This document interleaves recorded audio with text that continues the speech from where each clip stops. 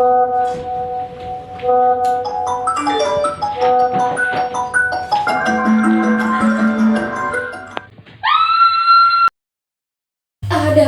handphone di kepala saya.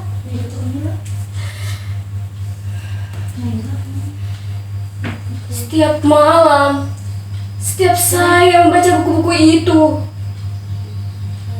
setiap saya mencoba membacanya dengan khusyuk,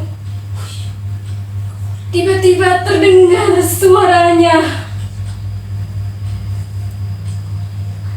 Semua ini terjadi sejak ayah membuat peraturan baru di rumah ini. Kamu jangan main handphone malam-malam. Baca buku-buku itu agar kamu menjadi anak sukses. Dan saya harus memberikan benda pujaan itu pada ayah. Maka saya harus duduk di bangku itu membaca buku-buku wisuda asli itu sampai saya tertidur.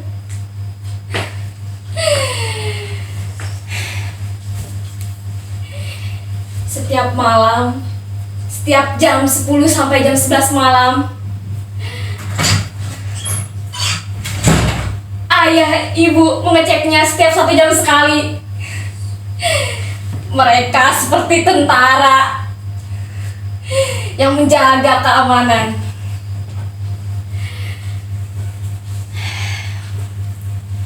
Tapi sebelum semua hal itu terjadi, izinkan saya membagikan cerita ini kepada hadirin sekalian.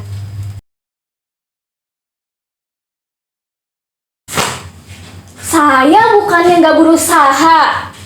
Saya udah berusaha semaksimal mungkin membaca buku-buku bisi itu dan tak asing itu. Tapi anehnya, hal-hal yang saya baca ini gak nempel di saya. Ya palingan kalau nempel itu cuma 10 menit sampai 15 menit. Udah gitu ngantuk. Saya udah baca-baca motivasi dan kritik tajam para pakar itu mengenai bahaya kecanduan handphone. Sedangkan kritik tajam para pakar itu tak mengurangi rasa rindu saya sama handphone. Jika diri ini mengubah menjadi seringnya ceramahnya Mariato, mungkin aku nggak semenderita ini. Apa?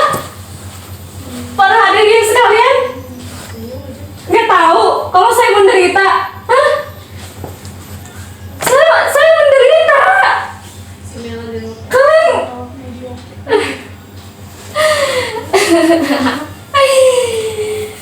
Kalian gak tahu sekarang ini saya sedang dikepung sedih dan ibu sepi. Hadirin gak tahu, ini tuh bukan anak yang lagi mondok itu, bukan. Ini real, nyata. Sekarang saya yang tanya ke hadirin sekalian, siapa di antara hadirin sekalian yang mau dan mampu berpisah dengan apa yang telah menjadi bagian diri hadirin sekalian tanpa adanya rasa hampa? Gak ada yang mampu. Sejak kecil dia telah menemani kita. Pagi, siang, sore, malam, dia telah menemani kita. Ya asalkan kuotanya banyak, wifi-nya mantap, dia bisa menemani kita.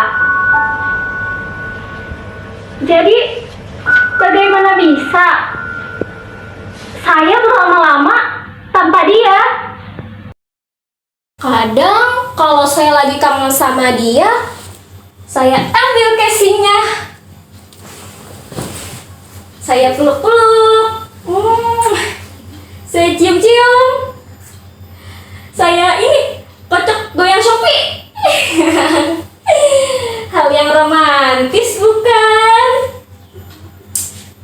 Tapi terkenang juga masa-masa dramatis kami Ketika dia mulai melemah, saya sibuk cari colokan. Teng. Tidak ada yang lebih membahagiakan daripada mendengar suara renyah dan riangnya. Saya bisa maraton drakor sampai subuh. Sampai saya tahu dialognya. Bu Yano, ngecinca, tenaya, mijisa, tiga rasa, aratago, yeshiba. Ia benar-benar membuat dunia ini menjadi mudah, cepat, dan seru. Jadi, bagaimana bisa saya tanpa adanya dia? Jadi, bagaimana bisa saya menghabiskan waktu berlama-lama membaca buku-buku bisu dan tak asik itu? Habis tenaga saya.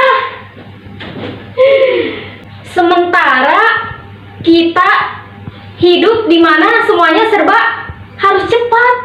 Jadi ya bagaimana bisa?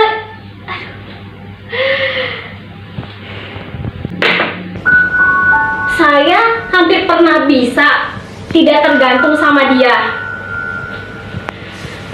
Tapi ketika saya memergoki ayah dan ibu saya sedang memainkan handphone malam-malam dengan asyik,